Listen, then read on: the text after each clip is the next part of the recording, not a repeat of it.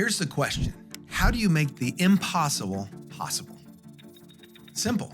Remove the I am, the ego. Now, how do you step into that newfound possibility? With a series of small intentional steps.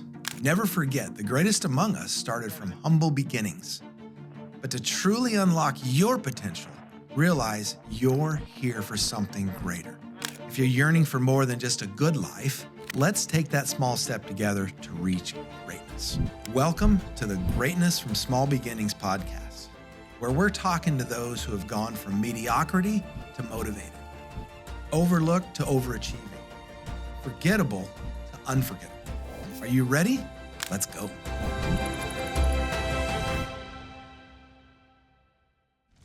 Okay, guess what, folks? We're back on the podcast.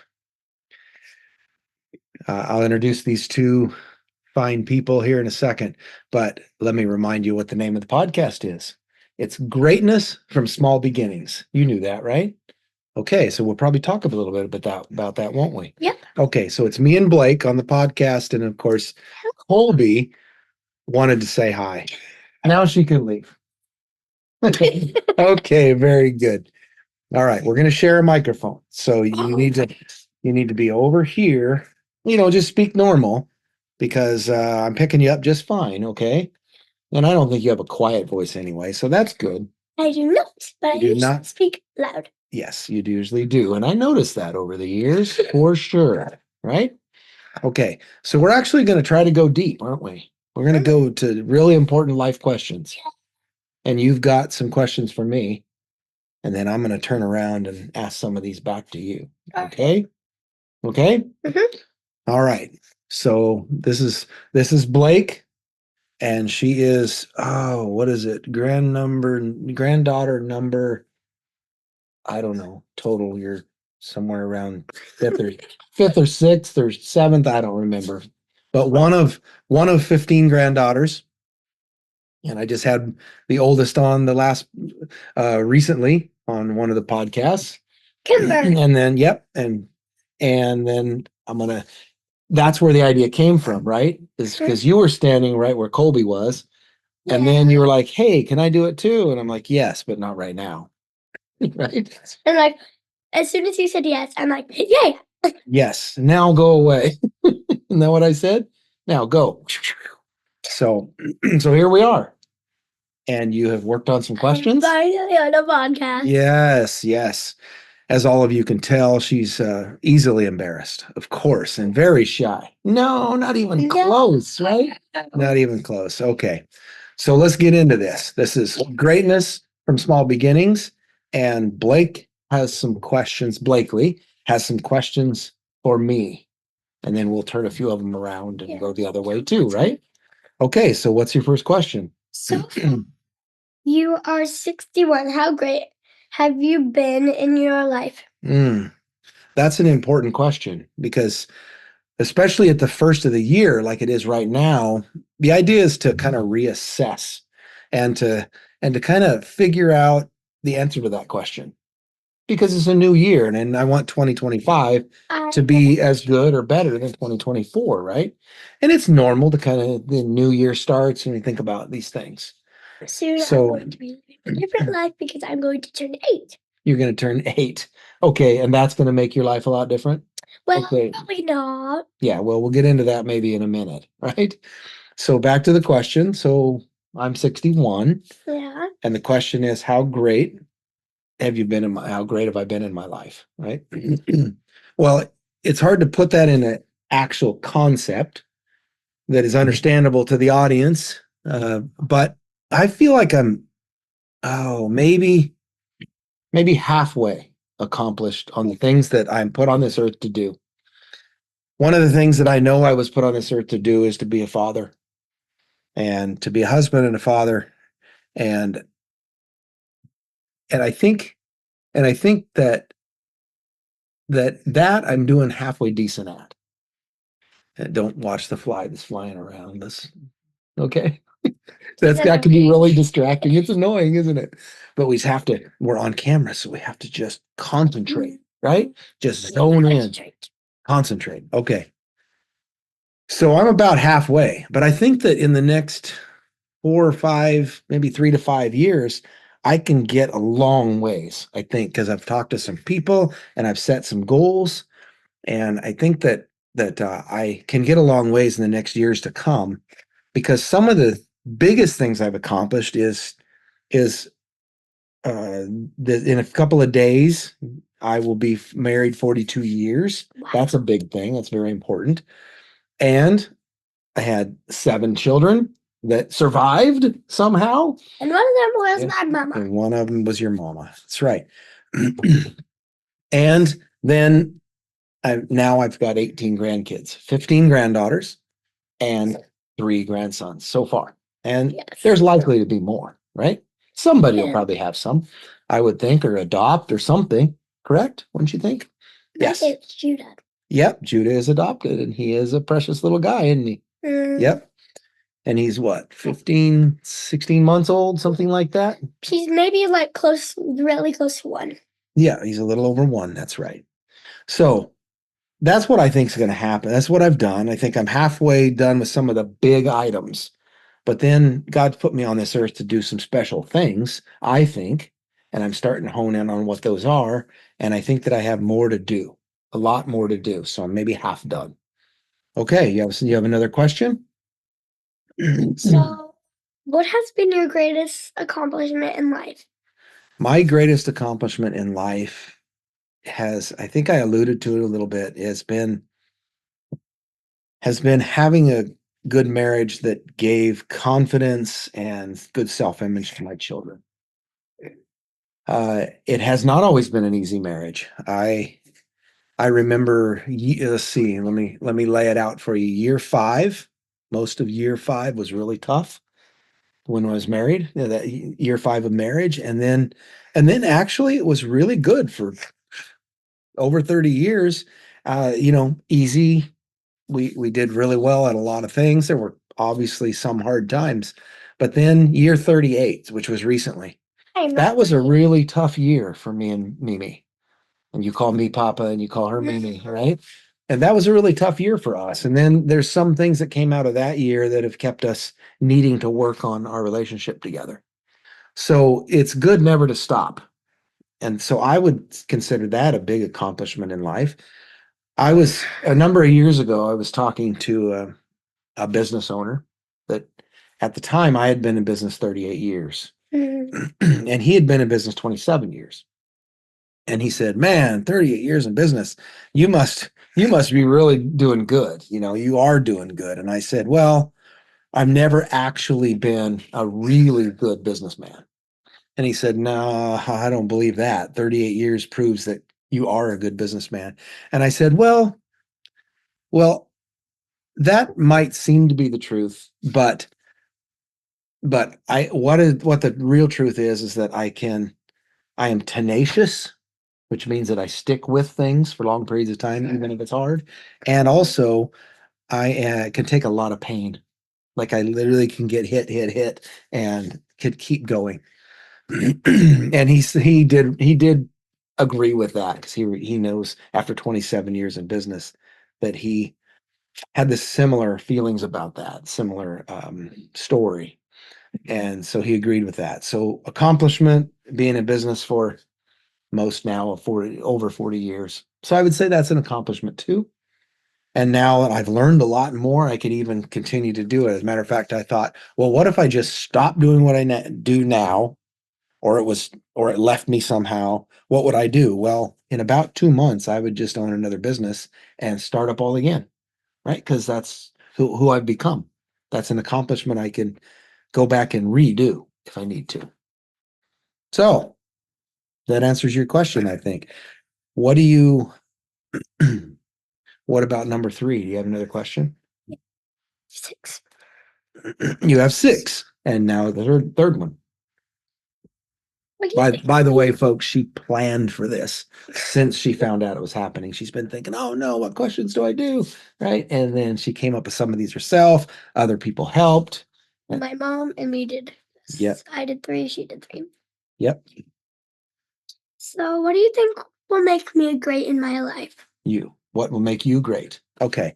Well, I have a little story. So be patient with me, okay? When you were very young, probably 2.5 years old, you you tend to be loud, okay? And what they call gregarious, which means that you engage with people. That's your thing, is to not be shy, to go up to people and say things and introduce yourself, and that's normal for you and not uncomfortable at all. And but what I realized is that that's also something that is fairly rare for someone to be that engaged and not shy, and in some ways not exactly aware of how people interpret that. And that's a good thing in some ways, in some many ways, that you don't know what people are thinking, and honestly you don't care. And so what do I think will make you great in your life is to be that the rest of your life, to be not shy at all, but to go after the information and the relationships that you want in life that are going to get you to your greatness, to go introduce yourself to people and not be shy at all and not be intimidated by that. And part of how I can help with that, and Mimi and others, is to protect you from the people that are mean, because sometimes people people that are very what we call outgoing. You've ever heard that term, outgoing? Nope. That like to talk to people and like to have relationships with people and meet people. Sometimes they get teased by others, and that hasn't happened to you much yet, but someday it may. And it will actually, if it does, it'll probably be very hurtful. So I see my role in your life in that making you great is that you keep that engaging part of you and don't become embarrassed by it. And so I'm going to continue over the next decades that I'm with you, that I'm going to keep to engaging. I'm going to keep encouraging you in that way. Okay. So that's a promise I have for you. Right. All right. The thing that'll make you great is to be Blake and not worry about what other people think. So like I just keep being loud and going. Well, not always loud, but in a controlled manner. Sometimes loud, yes. But really, what I've noticed is the real thing that you're really good at is you are willing to walk up to somebody and say, "Hi, I'm Blake. What's your name?" And it doesn't matter who they are or how important they are. What's your name? Yes. And I've seen you do it to grown men that could have been very intimidating, but you were not intimidated by that person. And to women and other children, and you're very good at it. And I don't want you to be teased into thinking that it's not okay to be the thing you're good at. So I'm going to keep working on that with you. Okay, do you have another question for me? Yes. Yes. Tell me about a time when failure turned into success. I have several of these. Actually, I saw this question earlier and I've been thinking about it. About 10 years ago, there was a terrible family crisis, which I won't get into any of the details, but it was a terrible family crisis. And it ended about a little over 9 years ago. And there was a lot of failure in that time in me. I became angry and bitter and frustrated every day. That sounds really depressing. It was actually. I was even on medication for a while because of depression and anxiety. And that to me by itself was frustrating, but the situation was very frustrating. But the how it became a success is that God saw fit to change the situation. He just changed it like this, turned it right over, went 90 degrees, and then it kept getting more and more that direction and ended up completely opposite over a fairly short period of time. And I consider that a blessing. And begun to actually what I call recover from that anger and that bitterness and that frustration. And then life in almost every way. My marriage, the business, my fatherhood, being a good dad, it all got better after that situation changed. And I don't take credit for changing the situation, but I do take credit for that failure creating some of the success in life in general that I get to see nowadays. And so that's one thing that turned. And there's been a lot of other ones in my life where I've number of years ago in what some people on here would know as the Great Recession, 2009, or maybe it was 10. We contracted to do a job for Walmart, a whole parking lot at Walmart, and it was a pretty good dollar amount, a pretty big dollar amount, and it was very stressful because I had to go to. There's a lot of things that happened. I'll tell a quick story. A lot of things that happened in a short period of time. I realized that we weren't going to be able to do the job. They were supposed to schedule it out over many weeks, like over a whole, like actually about 4 months or so. And instead of being able to schedule it over those 4 months, they a lot of delays caused it all to where they called and they said, we need you to do this in the next 2 weeks. It has to all get done in the next 2 weeks. And we couldn't do it. We couldn't do it from a payroll standpoint. We couldn't do it from a rhythm standpoint. It would have killed our business. And I went to them and said, I can't do it. What was going on in the business? What was going on? Well, the other things that were going on in the business is that we were in what we call the Great Recession, and it was very tight. Money was tight. It was hard to find jobs. And I gathered the Monday right before I did this. I had this meeting with Walmart and told them the bad news, which was very uncomfortable, by the way. I met with my team the prior Monday, and I said, I need you all to know that I will not be able to pay you on, it wasn't a Monday. Oh, yes, it was a Monday. I said, I will not be able to pay you on Friday. I will be able to pay you and I will pay you back, but I won't be able to pay you on this upcoming Friday. And I said, I understand if you need to get other jobs, or if you don't trust the idea that maybe I'll pay you back. And I had I believe it was 10 people with me, working with me, and only 2 of them left. So that failure in the business to not be able to pay the people became a success in that there was a lot of loyalty still. Okay. So that's a couple of ideas of how failures, tough times, actually became success. And not because I did anything super different in the moment, but because of my character, because I stayed with it and was, remember I said earlier about I was tenacious. I stuck with it. That's what made it work out in both cases. And there's been lots of others too. Do you have another question? I have 2 more. Okay. How do you stay so kind when things are hard? Do you think I'm kind? Mm-hmm. You do? I discovered something in 2024 that I didn't understand about myself, is that as I look at the fruit of the spirit that's talked about. Peace, patience, kindness. Yes, say it slowly. Love, joy, peace, patience, kindness, goodness, faithfulness, gentleness, and self-control. Self-control, yes. Thank you for doing that. I would have missed one, or maybe 2. But those are the fruits of the spirit that we should all have some of. And what I realized is that often we're going to be better at some of those than others. And someone identified in me like a kindness and a gentleness in me that I had not understood before. And so for me, kindness, thinking about others and the way they feel and what is going on in their lives is natural for me.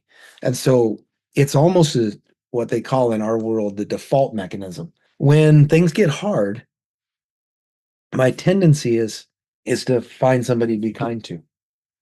And so that's not going to be the same for everybody, but I also am, it fits like this with gentleness. It fits together, gentleness and patience. Now, I'm not what I would consider a perfectly patient person, but when it comes to being kind to others, I am patient and I will listen to what their viewpoint is and I will help them in any way I can. So that's how I do it.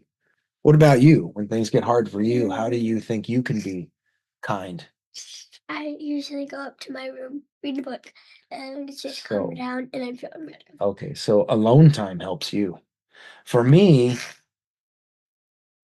I need someone to show kindness to remind me that kindness is important. I like to engage with people.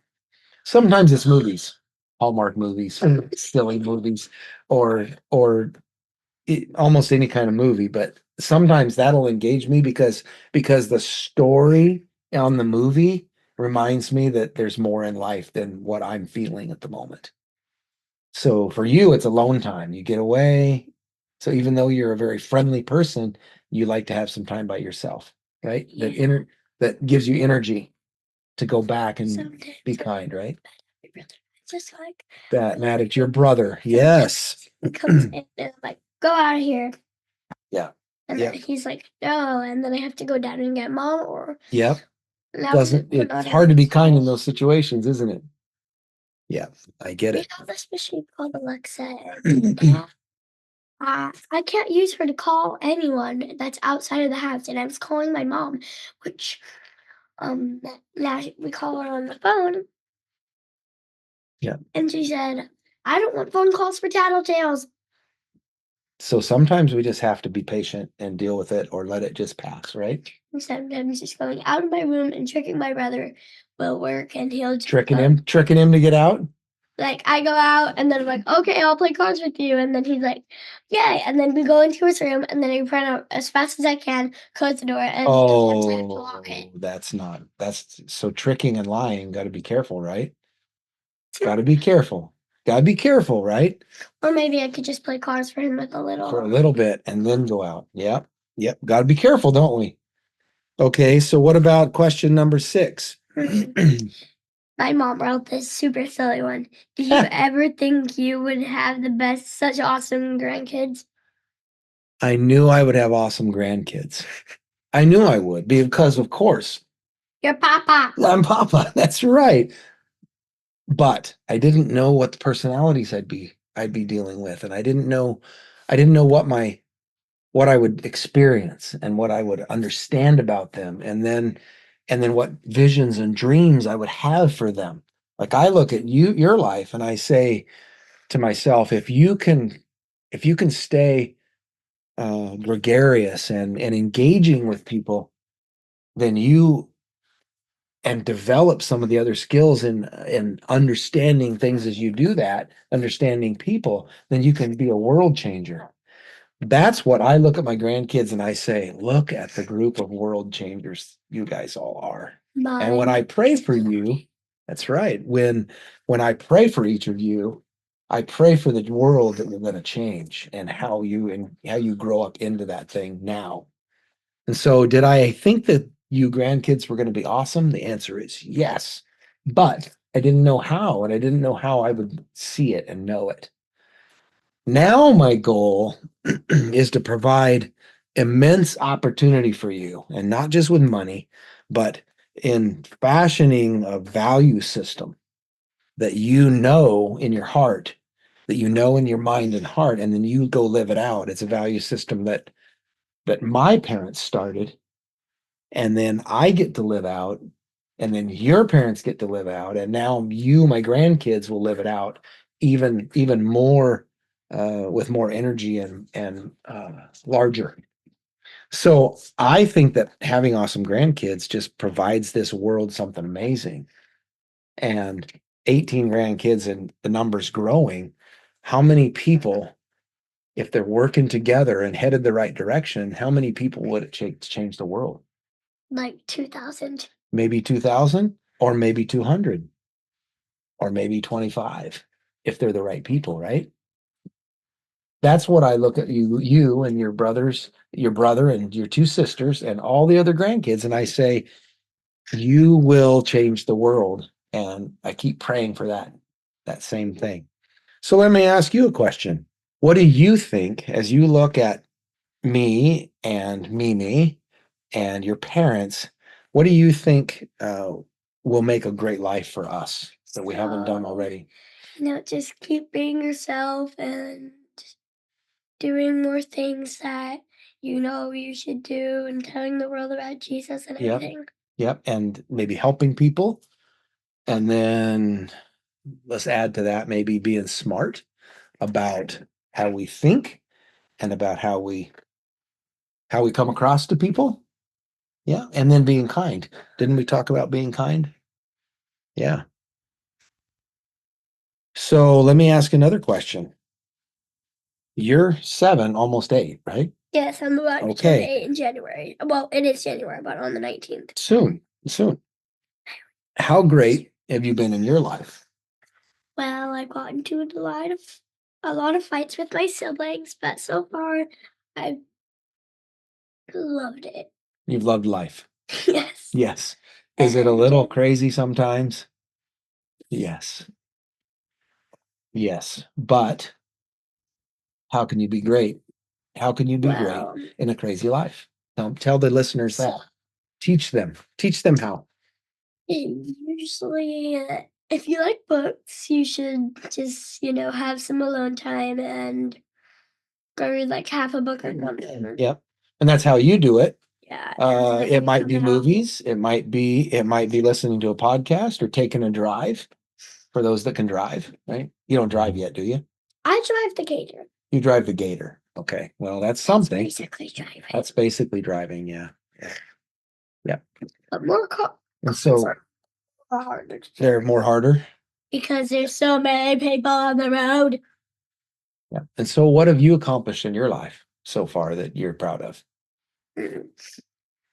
Well, I'm proud that I have 3 siblings that are sometimes annoying and very silly. Very silly. And I noticed that you learned to read really early in life. I learned to read in kindergarten. I was the best reader in my class. Really. And now you can read. Like You don't even 10,000 chapter books. Yeah, so you call them chapter books, but that's not even a thing anymore for you because it doesn't matter the book because you can read it, right? Yeah, I just literally like find a Magic Treehouse book, find a Princess Bethany and the Unicorn book, whatever. Anything you'd like to read, you pretty much can, right? And school books. My mom reads them. She usually reads them, but you Yeah, could. but ones that we already read, I can read. Okay, good. Did you think when you got into this family that you would be such an awesome grandkid? When I met you and Mimi, I'm like, ooh, time to have some fun. Yeah. Well, When you don't remember, but I remember meeting you for the first time. You were like, I don't know, 4 hours old. 4 hours. Yes, 4 hours. So Yep. you came to the hospital I to see me? came to the hospital, yes. Yep. And I will continue to show up. That's my promise to you. Yep. Because how many of your games have I been to? Almost all of them, right? Games, cheering, Oh, yeah. softball or baseball. I've not done softball yet. No, but baseball you did and basketball, and I came to almost every one of them, right? Yep. Plan to keep doing the same thing. Great encouragement to those listening. I'm going to do piano in a week. There you go. And I just heard you're going to have a recital in March. So you got to learn fast, right? I already know how to play the. Okay. So I'm going to read something and you tell me what you think it means, okay? I do this on every podcast. It's a quote by a guy named Zig Ziglar, kind of a funny name. Right? Yep.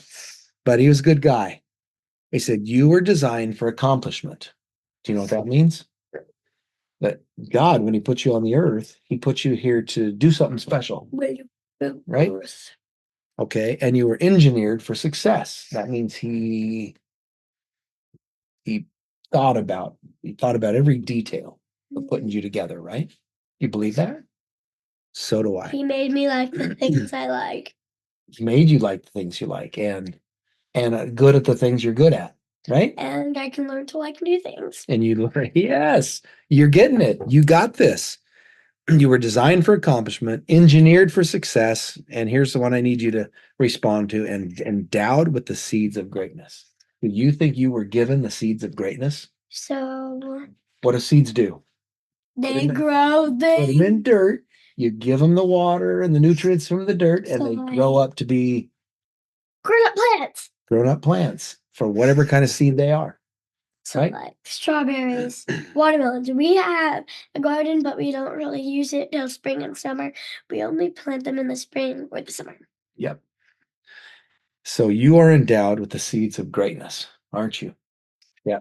Let me read it again for the listeners, and then we'll finish up. Okay.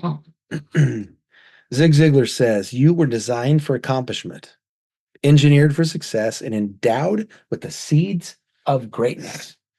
And yes, you were, Blakely Gifford. All right. Now I'm going to say this like I always do to my listeners. It's a call to action. And this is it. This is it. Now go be great. You can choose that.